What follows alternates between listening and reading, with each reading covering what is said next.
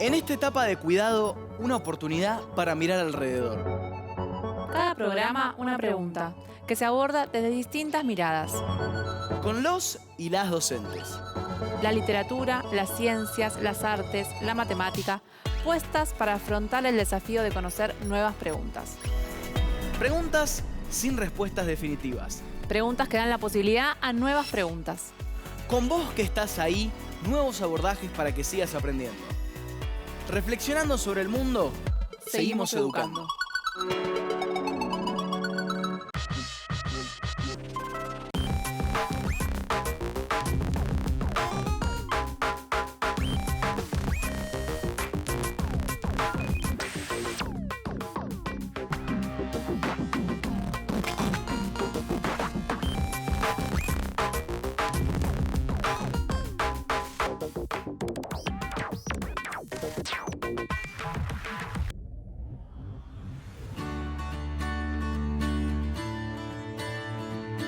Vivimos en una América multicultural y orgullosa, pero la historia de nuestro continente no comenzó con la llegada de los españoles a estas tierras.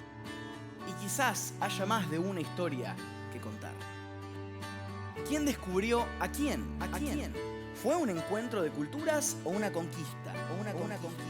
Explorar nuestras raíces, conocer los hechos y aprender juntos y juntas. ¿Cuántas historias guarda el 12 de octubre? Hoy, ¿qué significa la conquista?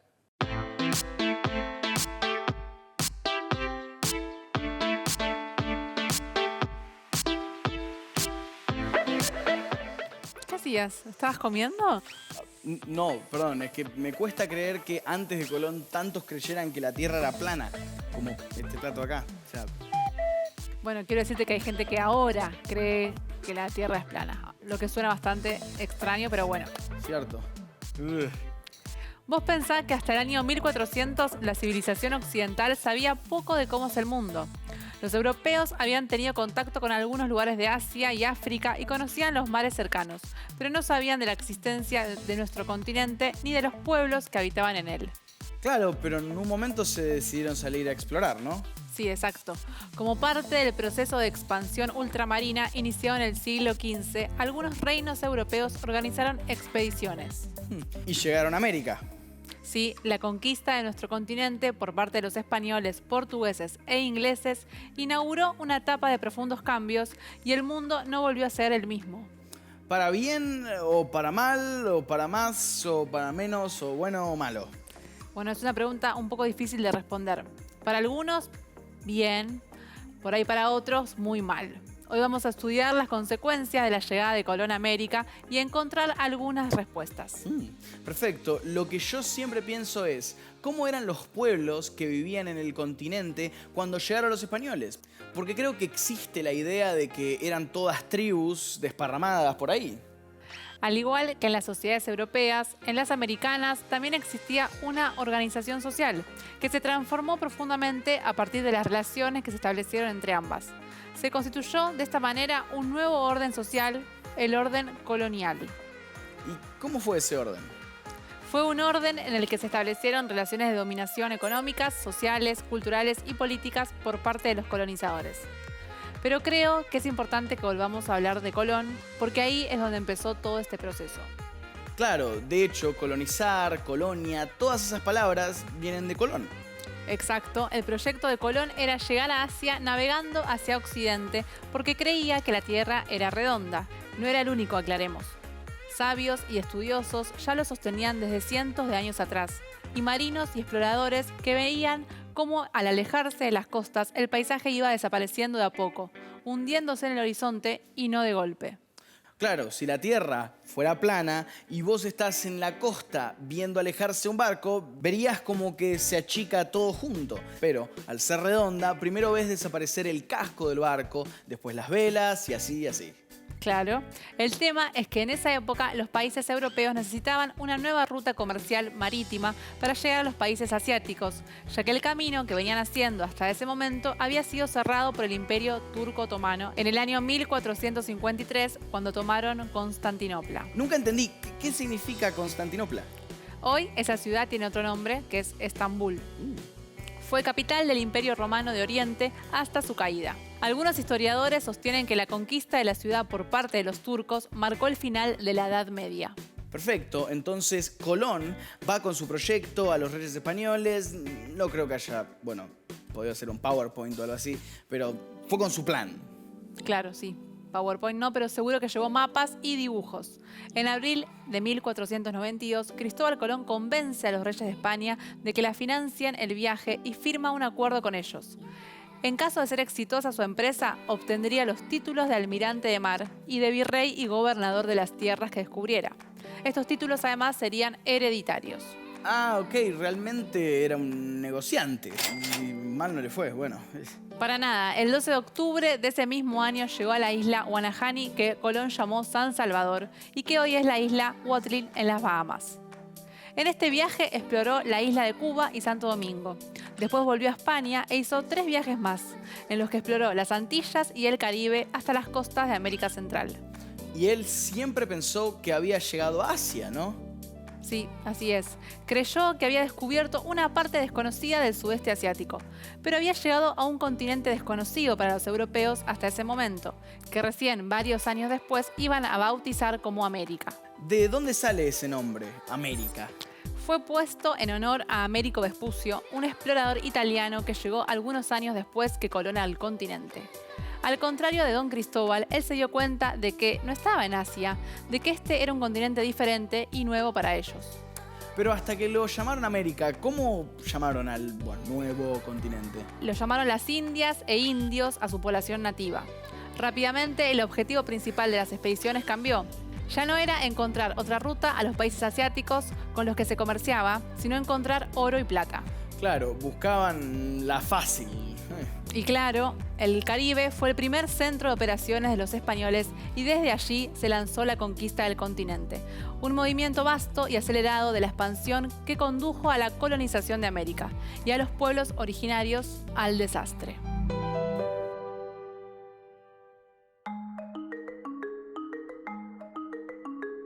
El sometimiento de las comunidades indígenas al dominio español tuvo como consecuencia un descenso abrupto del número de sus habitantes. Las causas de esta gran mortandad fueron varias. Las guerras contra los españoles y el trato violento que los conquistadores daban a los vencidos. Las enfermedades traídas por los europeos, como la viruela, el sarampión y la gripe, frente a las cuales los indígenas no tenían defensas naturales. Los conquistadores también impusieron un brusco cambio en la organización económica y esto provocó serios trastornos en la vida de la población. La imposición de nuevos valores religiosos, sociales y culturales, sumada al temor a la violencia de los conquistadores, produjo una sensación de pérdida y desmoralización que llevó a muchos habitantes originarios al suicidio. La conquista y colonización de América fue un proceso violento, y los pueblos indígenas lo combatieron. Luego de los primeros contactos, la resistencia indígena a las expediciones y conquistas europeas adquirieron diversas formas: sublevaciones, fugas en masa, conspiraciones, alzamientos y otras. Las rebeliones y motines de los pueblos dominados fueron constantes y los combates llegaron a ser muy frecuentes en algunas zonas fronterizas. El Taquiongói fue un movimiento de resistencia que se expandió por las sierras del Perú en el siglo XVI y que buscaba volver al mundo previo a la llegada de los europeos. Guerras importantes entre los colonizadores y colonizados se liberaron en los actuales valles calchaquíes de la Argentina durante los siglos XVI y XVII. Más al sur, en el actual país de Chile, los españoles se encontraron con la vigorosa oposición mapuche, que inició la llamada Guerra de Arauco, que duró más de 200 años. A principios del siglo XVIII se produjo la última gran tentativa indígena de frenar la colonización ganadera del norte de Brasil, que terminó con la masacre y extinción de muchos pueblos tapuya, indígenas de la zona. Durante el proceso de conquista y apropiación del territorio americano, chocaron culturas totalmente diferentes, la de los europeos por un lado y la de los pueblos indígenas como los aztecas, mayas, incas, comechingones, diaguitas, mapuches y demás por otro. La población nativa, forzada por la evangelización y por la invasión europea, debió abandonar a sus antiguos dioses y vio sus costumbres y su visión del mundo reemplazadas por las de la nueva minoría dominante. Los españoles sometieron a durísimas condiciones de vida a los pueblos indígenas, obligándolos a trabajar de manera forzada o por pagas miserables. Se apropiaron de sus tierras y los obligaron a aceptar la religión católica romana de los españoles. Finalmente, el trabajo esclavo, el maltrato, los enfrentamientos y las numerosas enfermedades que los españoles trajeron a América provocaron la muerte de millones de indígenas. Pero los pueblos originarios no desaparecieron, siguen vivos. Olvidarlos, ocultarlos, mirar para otro lado es continuar con la lógica del colonizador. Celebremos la diversidad e impulsemos la integración, ahora y siempre.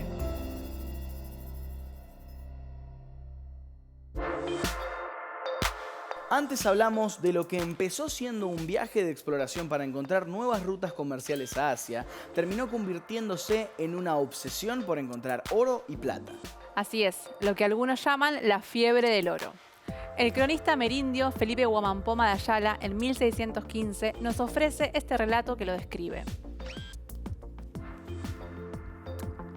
Una vez tomado prisionero Atahualpa, que fue el último soberano inca, lo tuvieron preso. Francisco Pizarro y Diego de Almagro, dos colonizadores, y juntamente con los demás españoles empezaron a robarle toda su riqueza. Al mismo tiempo se apoderaron de los tesoros del Templo del Sol y de la Huaca de Guanacaure, que contenían millones en oro y plata. Durante la conquista hubo hambre, desorden, alborotos y revueltas, ocasionando en este reino la muerte de mucha gente, siendo tal la ambición despertada que todo era dar y pedir oro. Clarísimo. La fiebre del oro, que se desató entre los conquistadores y sus hombres, tuvo consecuencias mucho más grandes que los saqueos, las matanzas de poblaciones y culturas enteras del territorio americano. Consecuencias que llegan al presente incluso. Pará, ¿de qué forma? Es parte de un cambio que sufrió buena parte de la humanidad cuando la actividad económica de las sociedades pasó de ocuparse de garantizar la subsistencia a generar ganancias. El capitalismo. Como lo llaman por ahí. Y en parte comenzó en estas regiones cuando las primeras noticias de las riquezas que se escondían en América generaron una carrera por la apropiación y control de las tierras y las poblaciones americanas. En 1545 se produce un acontecimiento de central importancia en esta historia de la fiebre de oro: el descubrimiento del yacimiento de plata en el Cerro Rico del Potosí. Marca el pasaje de la minería como botín de guerra a una actividad extractiva organizada. Localizado a más de 4.000 metros de altura, en condiciones climáticas extremas, con poca población alrededor, con escasez de agua y de recursos energéticos, la extracción de plata del Cerro Rico del Potosí era un desafío para los colonizadores. Para poder explotar la mina, hubo que hacer grandes obras de infraestructura, como caminos y provisión de energía, además de organizar enormes cantidades de fuerza de trabajo. Entre 1545 y 1650, todas esas condiciones hicieron de la villa del Potosí el primer centro geopolítico y económico del mundo.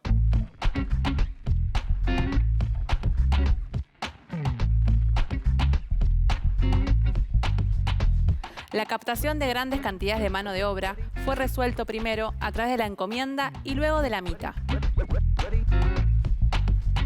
El sistema de la mita suponía el reclutamiento obligatorio de una séptima parte de la población masculina de entre 15 y 50 años.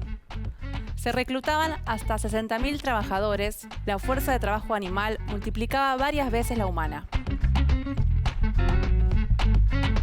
Se estima que 350.000 llamas y entre 80.000 y 100.000 mulas ingresaban cada año a Potosí para cubrir las necesidades de la mina. El agua, fundamental para el consumo de la población humana, animal, para el lavado del mineral y como fuente de energía, demandó la construcción de una importantísima infraestructura hidráulica con 32 lagos que comprendían una superficie de 65 kilómetros cuadrados y toda una red de canales interconectados entre sí. En los siglos XVI y XVII, el 75% de la extracción mundial de plata salió de los yacimientos americanos explotados por el Reino de España, y de ellos las 7/10 partes fueron extraídas de las venas abiertas del Potosí. Lo que fuera un páramo inhóspito, ya en 1570, era una ciudad floreciente, la primera ciudad propiamente moderna, con 120.000 habitantes.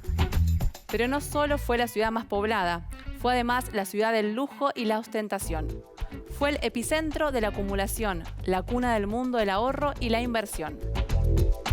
El Cerro Rico del Potosí proveyó el sustento material de la maquinaria de guerra más poderosa de la época y financió el imperio donde nunca se ponía el sol, como se le decía al español, porque siempre había una parte de su territorio en donde era de día. En el siglo XVIII comienza la decadencia de Potosí, cuando luego de 2 siglos de explotación se acaba la plata. La ciudad es abandonada por aquellos que vinieron a explotarla, dejando a los trabajadores nativos en la miseria. Una miseria que en gran parte explica las penurias económicas y sociales que se siguen viviendo hoy en la región. Por eso es fundamental conocer la historia para entender causas y consecuencias.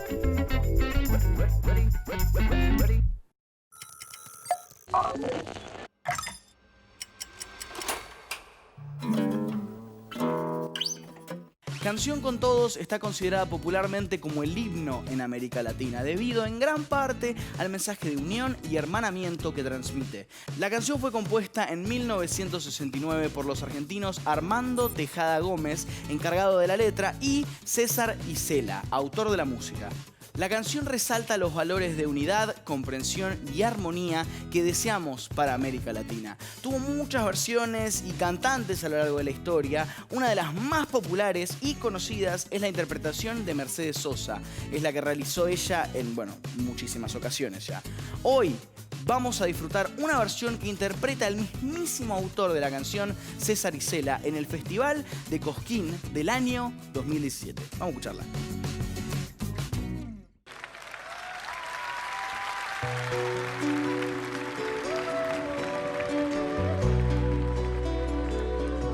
Si quieren cantar conmigo va a ser una alegría.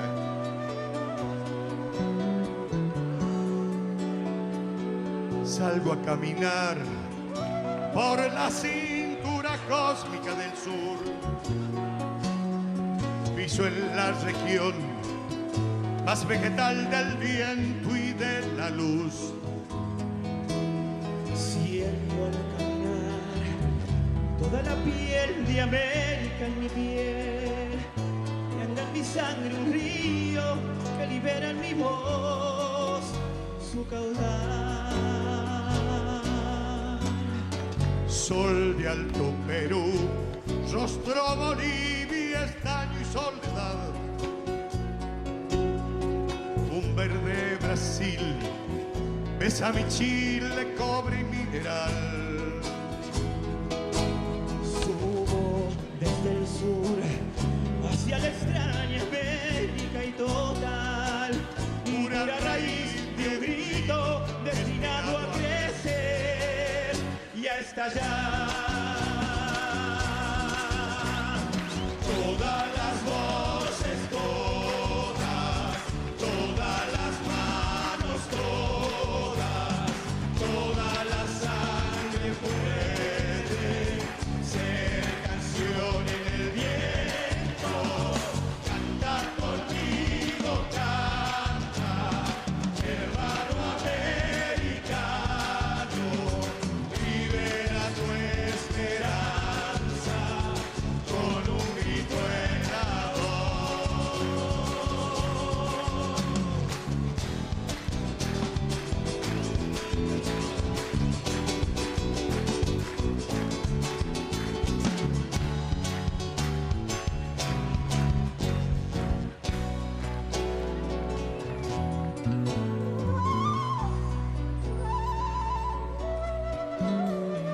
Ciñe el Ecuador, de luz Colombia al valle cafetal.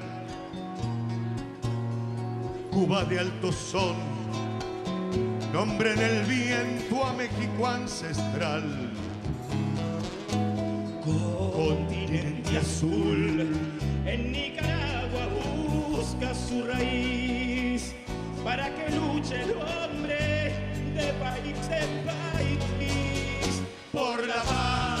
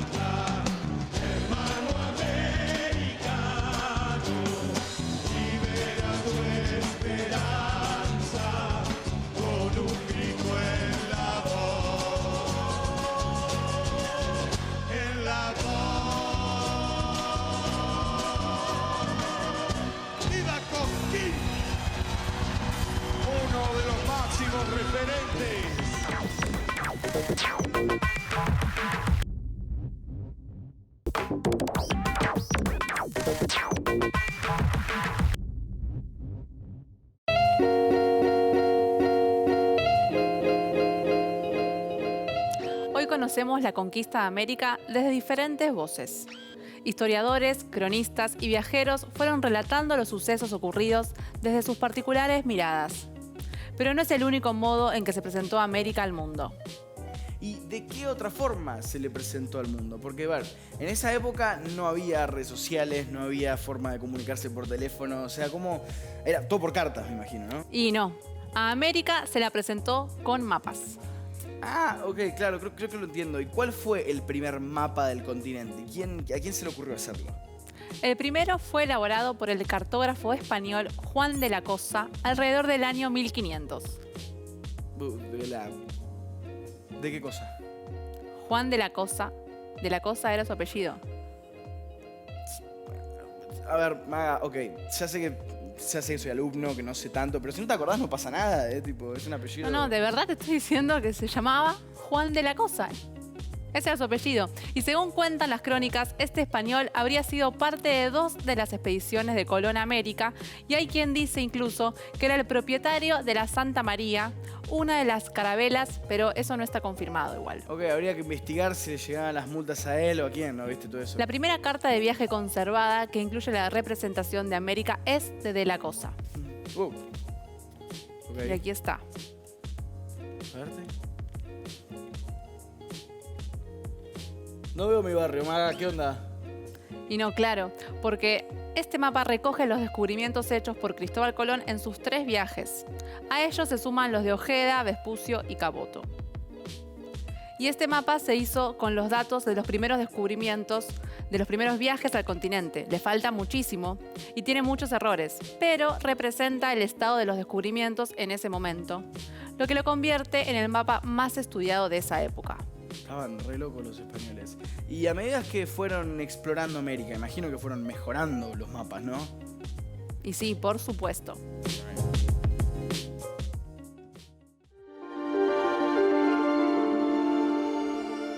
El primer mapa que hace referencia directa a América es una carta geográfica realizada en 1507. En este mapa de 1561 se habla del Nuevo Mundo, pero se vuelve a incluir la denominación de América. Esto perpetúa el uso de este nombre para el continente.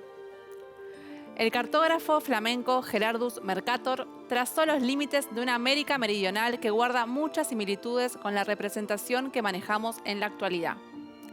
Y a partir de esa base se realizaron muchas versiones del mapa de América a lo largo de los siglos. Hay que tener en cuenta que todos estos mapas recogen la mirada de quienes, en ese momento histórico, tenían el poder de establecer cómo era América desde su punto de vista. Un punto de vista eurocéntrico. Los mapas no son solo un registro de cómo es el mundo.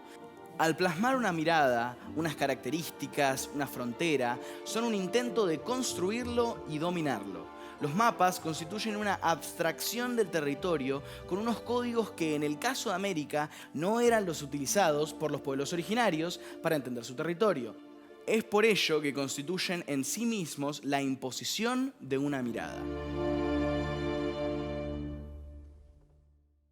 Este mapamundi, que es el que todos conocemos y estamos acostumbrados y acostumbradas a ver, deriva del método introducido por Mercator en el siglo XVI y no es inocente. ¿Inocente de qué? ¿En qué sentido? Mira, fíjate dónde está ubicado, por ejemplo, América. Bien, ¿y dónde está ubicado, por ejemplo, Europa? Bien, como vemos, Europa está ubicada en el centro, en lo que sería el punto cero, acá está marcado el cero, el punto cero, y América Latina en el sur. Seguimos regidos por una mirada eurocéntrica que determina la forma en la que vemos el mundo y que tiene sus efectos sociales y políticos. Es cierto eso. Bueno, y entonces miremos este otro, que es una obra de un artista, Joaquín Torres García, pintor uruguayo.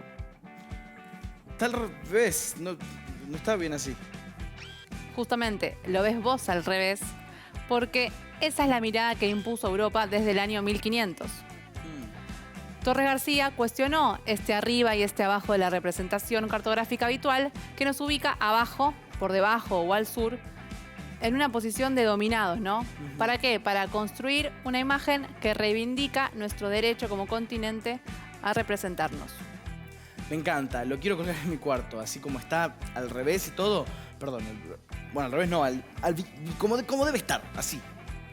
Torres García pensaba una América Latina que tuviese como base para su creación artística e intelectual a sus propias culturas indígenas, que no se limitasen a absorber las corrientes que las élites traían de vuelta de sus viajes a Europa.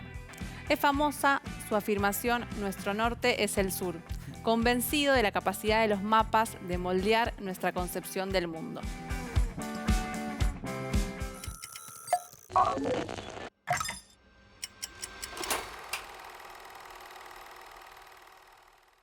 Hoy vamos a hablar un poco de los trabajos textiles en los pueblos originarios, qué significan y qué importancia tienen en sus culturas. Y también hacerlos, ¿no? Sí, por supuesto. En primer lugar, los textiles son principalmente un medio para la afirmación de la herencia de los pueblos originarios. A través de los tejidos, ellos transmiten los saberes heredados de sus ancestros a las futuras generaciones y se reconocen como miembros de una misma comunidad, con una historia y una identidad en común.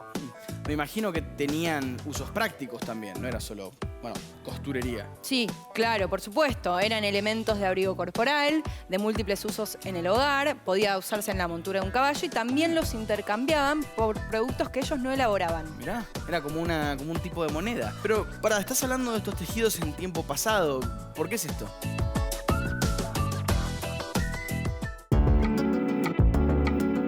En las últimas décadas del siglo XIX, los tejidos artesanales empezaron a competir con imitaciones importadas y se los empezó a despreciar por ser rústicos, porque tardaban demasiado en hacerlos, porque se hacían a mano. Lo que venía de afuera y de la industria se hacía mecánicamente, en menos tiempo, más en serie, digamos, más industrial. Entonces los empezaron a considerar reliquias, elementos útiles para el estudio de pueblos desaparecidos o en vías de estarlo. ¿Se dejaron de usar? Y la respuesta es no, continuaron acompañando la vida diaria de esos pueblos, pero al mismo tiempo se fueron convirtiendo en símbolo de su identidad. Su realización a partir de antiguos saberes indígenas, más precisamente de la cultura mapuche, ahora denota su pureza cultural. El prolongado tiempo de elaboración revela que se lleva a cabo un trabajo en detalle y que las prendas son exclusivas. No existen dos tejidos iguales. Además, los materiales naturales utilizados para su confección revelan la armonía con la naturaleza. En pocas palabras, son símbolos de una identidad indígena que es necesario recuperar, valorar y alentar para favorecer la diversidad.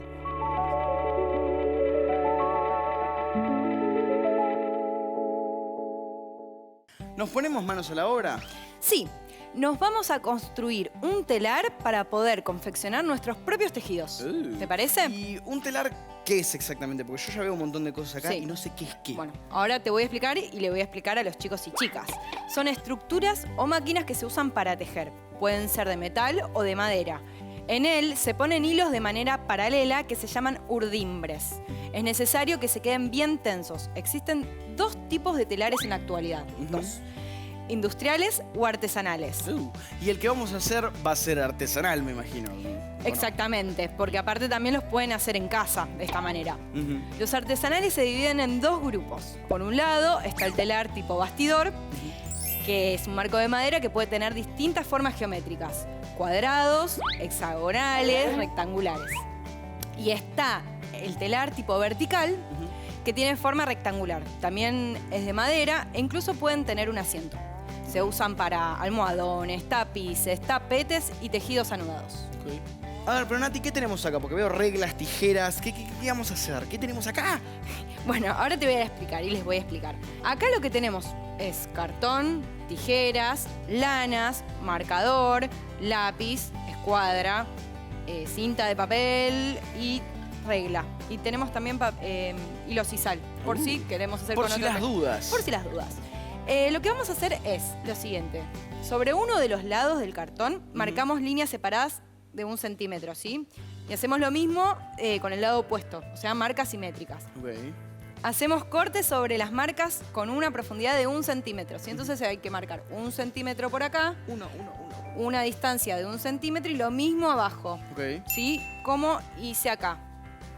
Chin. ¿Te animás a empezar a cortar acá? Mientras Obvio. yo le muestro a los chicos y chicas cómo sigue esto. Obvio. Bueno, entonces, la idea es que vayamos colocando las lanas, ¿sí? Como vemos acá, que ya está bastante avanzado. Sí. Entonces la lana va a ir por acá arriba, ir hacia arriba y se va a conectar acá atrás. Se va a enganchar atrás. Va a volver a bajar y así en cada lugar. Ahora lo voy a mostrar. Para armar las urdimbres, ¿sí? Entonces voy a agarrar un hilo para mostrarle a los chicos y chicas. El blanco, para que se pueda ver bien. Claro, así podemos ver bien los colores. Ujú. Lo que vamos a hacer es, a ver si se ve, ponemos acá en uno de los cortes y hacemos un nudito, ¿sí? Doble. Y después de hacer el nudito, Ujú. que quizás sí se les dificulta, por eso tenemos la cinta de papel, es pegarle una cinta de papel, un pedacito y ya queda. La gran trampa, que no es trampa, vale. Todo lo que sea para disfrutar No, más el juego. es una ayuda. Exacto. Entonces ahí vamos armando y pasamos por atrás nuestras urdimbres. Ahí va.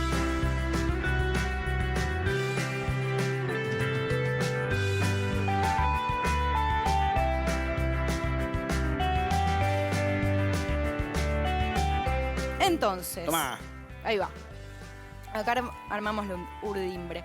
Y acá tenemos una ayudita que es como si fuera una aguja, pero hecha de cartón, que es como si fuera un lápiz. Y tiene un agujerito donde vamos a enhebrar ahí el hilo de lana. Entonces, por ejemplo, yo lo paso por acá. Vamos a ver si pasa. Esto nos va a facilitar armar el telar, pero si no tenemos, podemos hacerlo sin hacerlo. Ahí va. Entonces ahí va. Tenemos ahí. Vamos a mostrar. Vamos a hacer un nudito acá. Después lo vamos a... Así. Y vamos a ir pasando por arriba y por abajo. Ok. Por arriba y por abajo. Una muy buena técnica para no pincharse. Ya lo haces con eso y tipo, no hay chance de que te cortes. Claro. De esta manera es un poco más ágil, pero de cualquier manera pueden usar. Entonces, cuando ya tenemos el primero, Ujú. ¿sí? Vamos a atarlo acá. También vamos a hacer un nudito. Ok. Bueno, les voy a mostrar también cómo hacerlo a mano, ¿sí? Si yo lo pasé por abajo, tengo que pasarlo por arriba. Oh, por arriba. Ok. Sí. ¿Cómo venís? Bien. Bueno, ahí va a salir un telar bastante personificado. Ok. El tuyo me gusta mucho más que el mío. Te estás che. convirtiendo en un telar vos directamente. Entonces, ven, Ajá. Perfecto, te quedó divino. acá quedó arriba, entonces vamos a pasar de nuevo por abajo. Me gusta esa técnica. Yo nunca fui bueno tejiendo y todo eso, pero siempre quise aprender. Y por ejemplo, si acá nos pasa que está como realejado, ¿no? Ujú. Del resto del telar. Entonces cuando tiramos y queda bien armado, después lo podemos subir. ¿Sí? ¿Ven? Ahí. Me va. Y se sube. Cuando terminamos todo nuestro tapiz, Ujú. vamos a cortar las urdimbres y va a tener... ¿Quieren que lo muestre? Muéstralo. A ver. Nuestro pequeño tapiz. Muéstralo, muéstralo.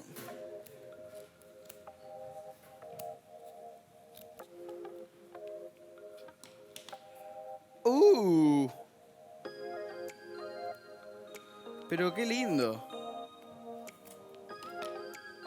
¡Ey! Y tenemos nuestro Una medusa. pequeño tapiz.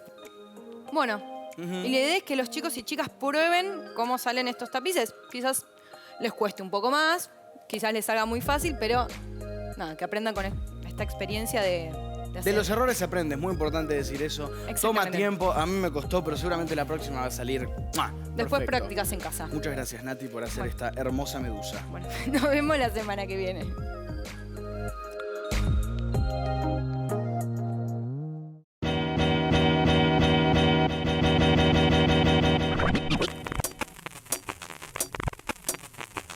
Para continuar profundizando en la cultura de los pueblos originarios, tanto del pasado como del presente, vamos a hablar con una lonco de una comunidad mapuche.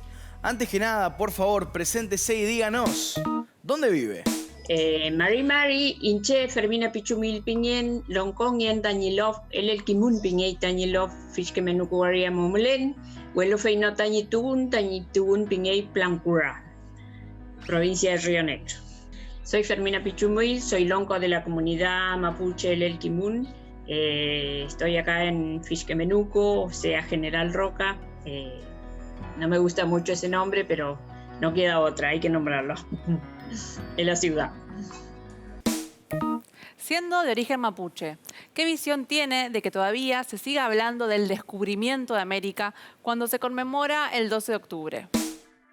En verdad, nosotros el nombre que tiene un montón de denominaciones ese día, ¿no es cierto? Pero nosotros muy poco nos importa porque nunca nos preguntaron cómo nosotros queríamos que se llame ese día 12 de octubre, ¿no es cierto? Entonces, para nosotros es un día, el 11 de octubre, nosotros decimos que es el último día libre de los pueblos originarios. El día 12 es un día de duelo, triste, para recordar, nada para festejar, obviamente. Sí, lo recordamos porque es la memoria de nuestro cuifiqueche, de nuestros mayores que han pasado terriblemente ese día, esos tiempos de guerra, de la cual hay una historia muy, muy triste, muy, muy cruel, que no está escrito, que nadie lo sabe. No está escrito en ningún lado porque nosotros no teníamos escritura. Somos de una cultura oral, por lo tanto, escritura, lo que está escrito lo escribió el que ganó la guerra. Nosotros no escribimos todavía. Sí, tenemos memoria. El pueblo mapuche es oriundo de la Patagonia. ¿En qué otros lugares del país y del continente viven? El pueblo mapuche es oriundo de este territorio, que hoy se llama Argentina, también Chile, porque nosotros no teníamos frontera, era un solo territorio, ¿no? La frontera política. Nosotros podíamos estar acá donde hoy es Argentina o podíamos estar en lo que hoy es Chile. No había forma de dividir, era todo un solo territorio. Así que no podemos decir sí, solamente estaban en la Patagonia, estábamos en todos lados. Es territorio de pueblos originarios. ¿Qué forma de organización tiene la comunidad a la que usted pertenece? Nosotros acá en la provincia de Río Negro tenemos una organización que se llama Coordinadora del Parlamento del Pueblo Mapuche, donde están nucleadas 160 comunidades. Mi comunidad pertenece a ese organismo, pero las decisiones se toman en Parlamento. La gente que va a ocupar un cargo, por ejemplo, coordinador de educación bilingüe, consejero de la zona, Huerquén, de la Coordinadora del Parlamento Mapuche. También Talcodesi es un organismo de cogestión con el gobierno de la provincia de Río Negro. Y el presidente de ese ente, que es el CODESI, es un mapuche siempre. Así que en ese ente está organizada también mi comunidad. Y dentro de esa comunidad estamos organizados nosotros con Lonco, con Huerquén, con Cona, como era medio parecido a lo que era antes. No es igual, nada es igual que antes. Nosotros también hemos perdido muchísimo la cultura.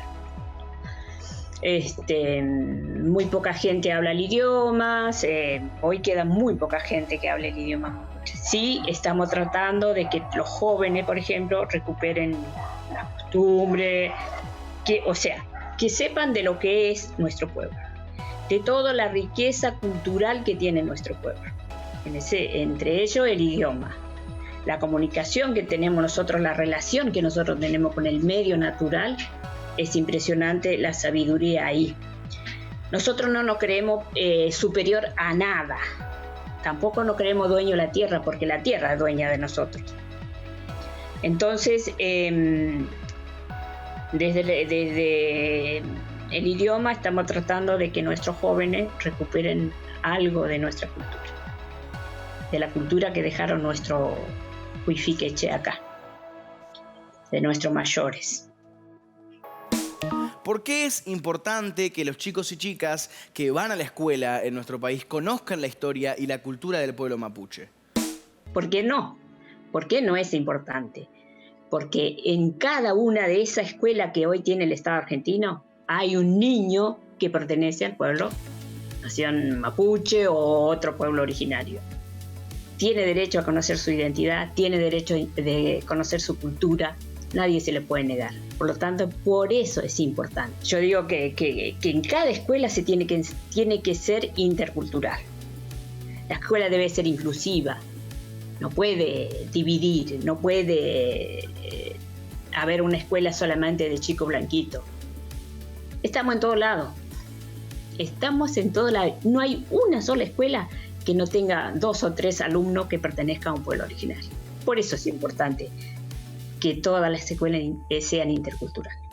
O sea, este es un país pluricultural, multicultural. Pero nadie se da cuenta, me parece. Muchas gracias por su testimonio y por acercarnos un poquito más a la cultura mapuche.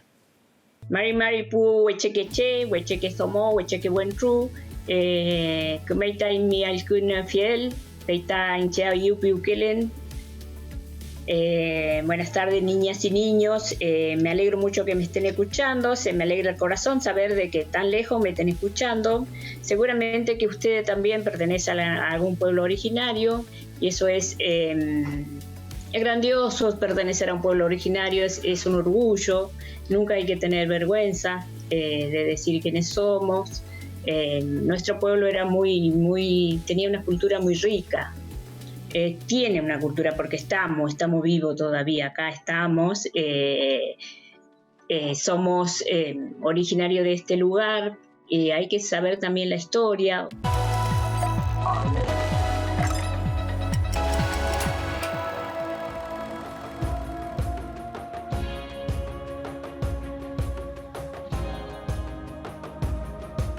Una forma que tenemos de acercarnos a la diversidad cultural es a través de sus textos, su narrativa, su literatura. En este amplio y diverso sector de la Tierra, Latinoamérica, las letras son tan potentes y diversas como también sus paisajes. Hoy nos acercamos a la obra de Jesús Lara, poeta boliviano quichuista. Jesús Lara fue un escritor, un poeta e indigenista boliviano nacido en 1898. Hizo un gran aporte a la literatura y cultura boliviana, dedicándose al estudio de la milenaria cultura del imperio incaico y al quechua, su lengua materna. Su obra guarda íntima relación con su ética personal y su vida de escritor y militante político por la liberación de su pueblo. Obtuvo numerosos premios a lo largo de su vida y es el escritor boliviano más traducido de todos. Hoy leeremos uno de sus poemas llamado Tiempo Florido. Tiempo florido era en verdad, tiempo florido, gozo de Pachamama. los auquis trayendo el día en las frentes, y las ñustas, con todos los imanes de la luz y de la sombra, habían llegado a la orilla de los Promesas, y era hora de que comenzara el Raimi. No estaba lejos la pampa del Raimi, y por mis ojos pasaba el camino por donde se acercaba Pachamama. Colla vestida de divinidad, colla de manos siempre llenas de dones, Pachamama paso. La vi pasar, cabellera de cielo, frente de sol, pechos de cumbre. La vi pasar ansiosa de llegar a tiempo. La vi pasar alzando polvo de palomas. Yo tenía los pies atados en una cadena de 4 siglos. Yo tenía las manos amarradas a una servidumbre de 4 siglos. Me separaba de ella una muralla, haz de cruces de 4 siglos. Solo la vi pasar, colla vestida de divinidad, colla de manos siempre llenas de dones. Tejiendo danzas de alabanzas, por sus costados ondulaba el agua. Delante de ella y con la frente en tierra, el viento tendía alfombras de oro y plata. Detrás de ella, los pájaros marchaban tañendo los huancares en la mañana. Iba deprisa Pachamama y estaba a punto de empezar el Raimi. En su ansiedad se desgranaban las estrellas de su cuello. Sobre las hierbas y enredadas quedaban en los árboles las bandadas de mariposas de sus ojos. La vi perderse a la orilla del río. Me separaba de ella una montaña de 4 siglos. Pero el viento me trajo el embrujo del Raimi, y en él llegóme el fresco aliento de Pachamama. Mi corazón se convirtió en antara y se puso a soñar fuentes de Huaynus. Tiempo florido era en verdad, tiempo de florecer, tiempo de amar.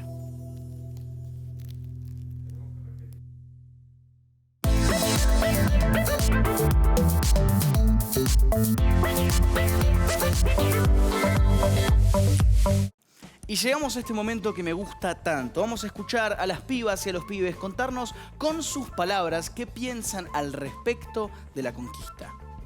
Yo soy Ana Merentino y soy de Mar del Plata.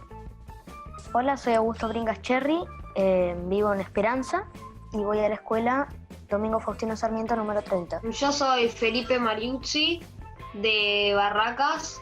Hola, me llamo Patricio Río y vengo de Costa del Este.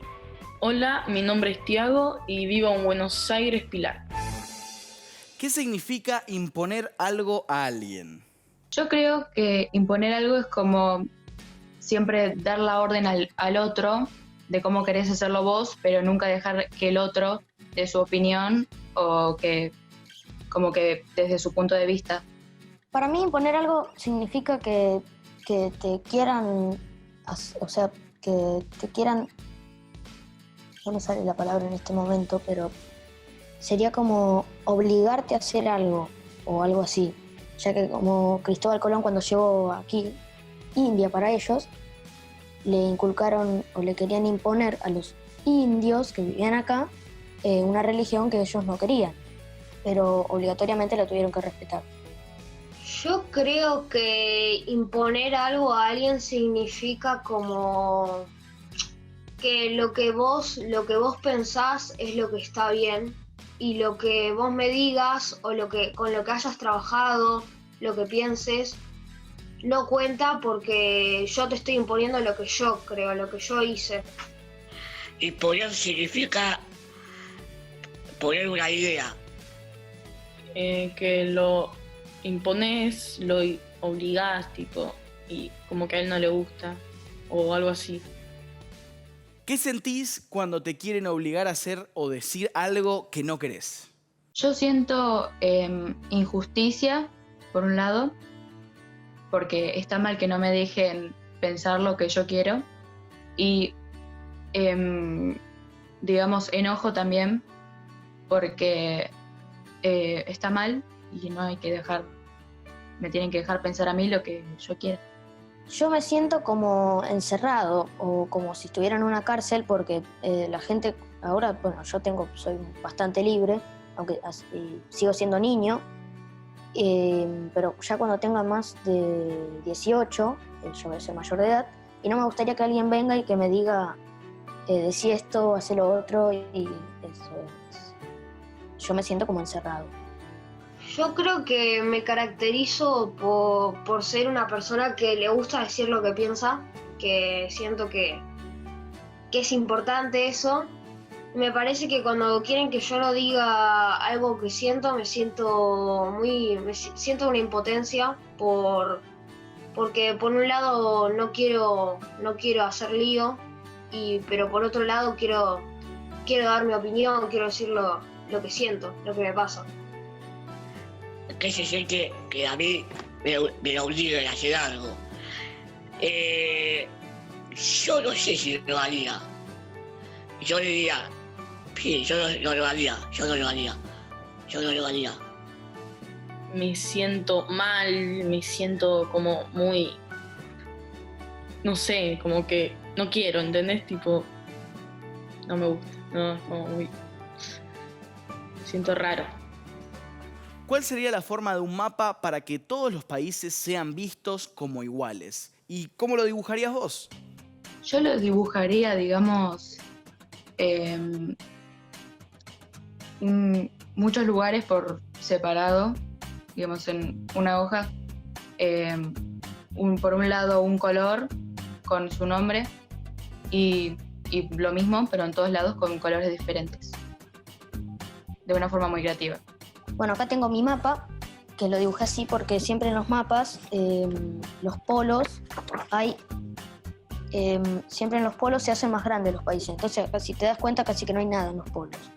Y también yo tomo como que los países no son uno solo, sino que todos formamos parte de la misma, somos como todos de la misma nacionalidad, que es el planeta Tierra, no solo de un país. Me parece que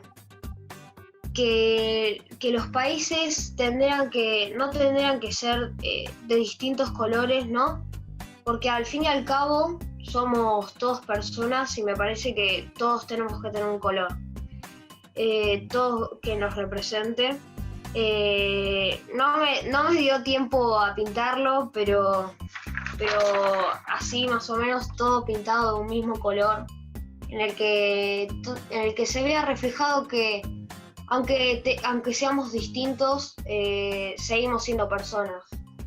Yo lo haría, le pondría, a ver si se ve, el corazón y le pondría los países o Países Unidos del continente América. No sé muy bien, la verdad, porque, no sé, haces un cuadradito y pones todos los mapas, tipo, unos más chiquitos, pero que se vean, tipo, no sé cómo decirlo. Tipo, como que es todo este cuadradito y acá es todo España que se vea, pero más chiquito que Argentina, ponele.